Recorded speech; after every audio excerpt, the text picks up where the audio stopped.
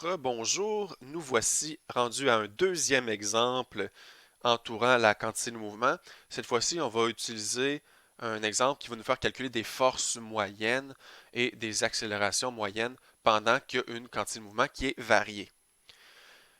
Alors l'exemple est le suivant, un cascadeur dont la masse vaut 75 kg, un cascadeur dérangé se place devant un canon qui peut projeter horizontalement un boulet de 12 kg à une vitesse de 80 mètres par seconde.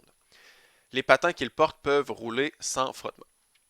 Alors ici, on veut savoir en A, à quelle vitesse le cascadeur va-t-il reculer s'il garde le boulet avec lui après l'impact. Donc, il reçoit le boulet dans le ventre, puis il échappe pas le boulet. Donc, le boulet reste avec lui, il va reculer avec lui. On veut savoir à quelle vitesse.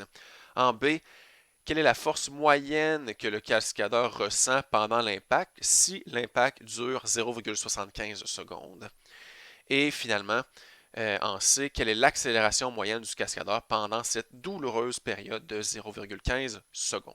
Donc, pendant que le boulet est en train de lui rentrer dans le ventre, pendant 0,15 secondes, c'est quoi la force moyenne qu'il ressent et c'est quoi l'accélération moyenne qu'il va subir.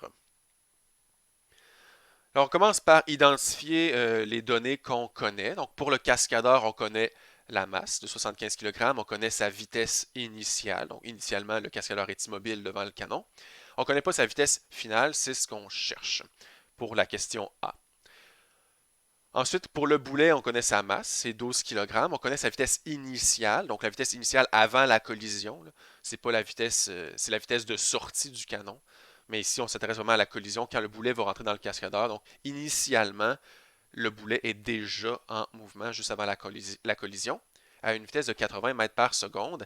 Et on ne connaît pas la vitesse finale du boulet, mais ce que j'ai indiqué ici, c'est que la vitesse finale du boulet, c'est la vitesse finale du cascadeur aussi, parce que le boulet va être essentiellement dans le ventre du cascadeur. Donc les deux vont reculer en même temps. Donc ces deux inconnus-là, en fait, c'est la même inconnue. Ça va être notre vitesse finale pour l'ensemble cascadeur et boulet là, après l'impact.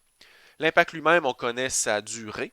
Donc si on considère que l'impact a une durée de 0,15 secondes, les questions en B et C, c'était que vaut la force moyenne ressentie par le cascadeur et l'accélération moyenne du cascadeur pendant cette période de l'impact. Ici, j'ai assumé que l'axe était horizontal et positif vers la droite, donc le 80 mètres par seconde, c'est la vitesse initiale en X du boulet. Et ce qu'on cherche, c'est la vitesse en X aussi là, du cascadeur. On assume que s'il reçoit un boulet horizontalement dans le ventre, il ne va pas se mettre à changer de position Y, là, il va seulement reculer en X, donc se déplacer en X positif.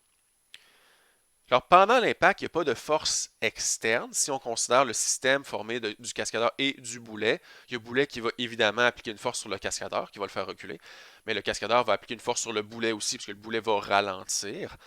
Et ça, ce sont des forces qui sont internes. Donc, c'est la force de contact entre le cascadeur et le boulet, ou entre le boulet et le cascadeur. C'est des forces internes à notre système, donc il n'y a pas de force externe. Il y a évidemment la gravité qui agit sur les deux, mais il y a la force normale qui va agir aussi pour compenser. Donc, en Y, la somme des forces donne 0.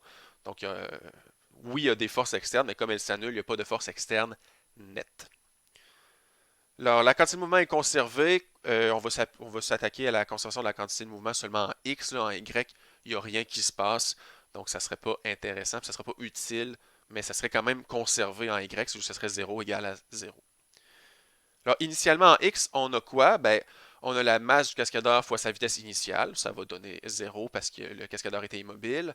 On a la masse du boulet fois sa vitesse initiale.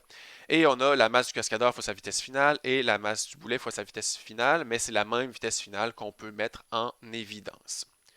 Alors, en mettant les valeurs à l'intérieur, comme je le mentionnais, c'est 0 kg/s par seconde pour le cascadeur avant l'impact. C'est 12 fois 80 pour le boulet avant l'impact. Et on a la masse cascadeur plus boulet qu'on peut mettre ensemble, 87 kg fois la vitesse cascadeur-boulet après l'impact qu'on cherche à déterminer. Et ça tombe que c'est la seule inconnue dans cette équation. Alors à gauche, on avait 960 kg/s par seconde. On divise par 87 kg. Ça va nous donner des mètres par seconde.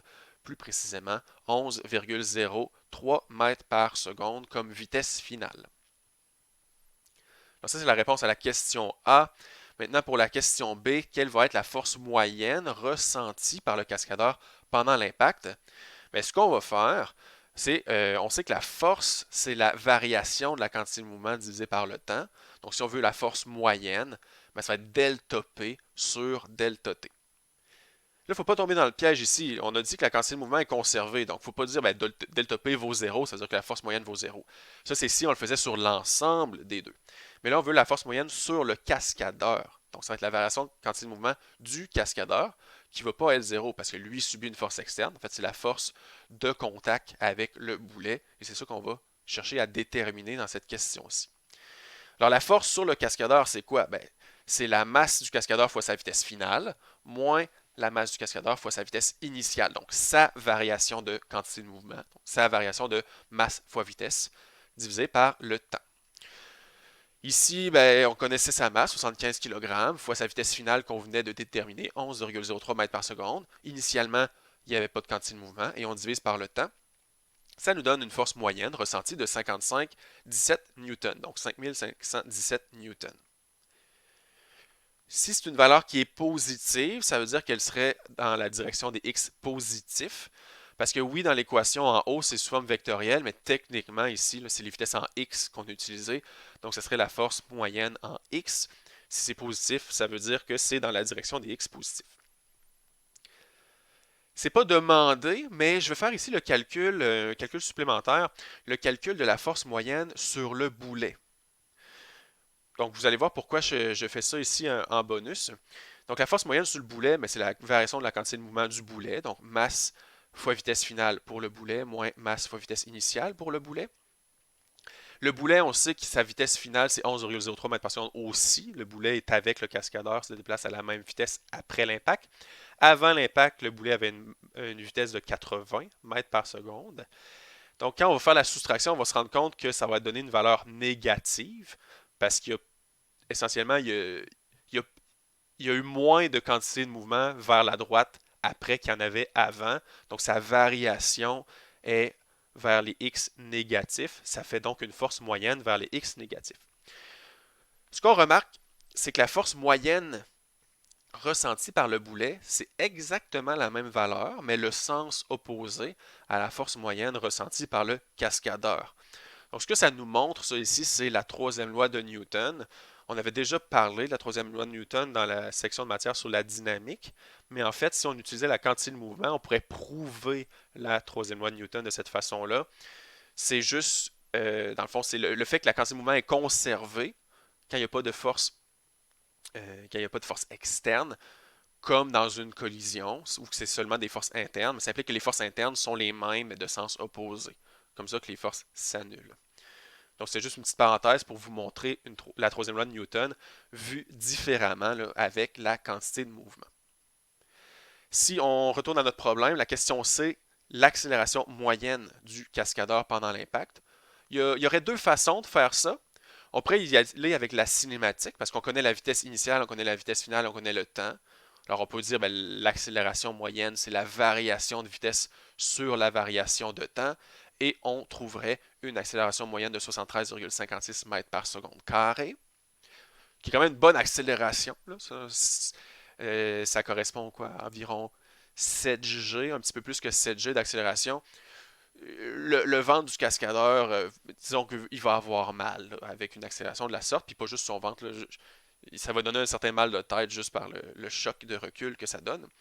Et on pourrait y aller aussi avec la dynamique, parce qu'on sait que la somme des forces, c'est la masse fois l'accélération. Puis on connaît la force moyenne qui s'applique sur le cascadeur. Donc la force moyenne, ça va être égal à la masse du cascadeur fois son accélération moyenne.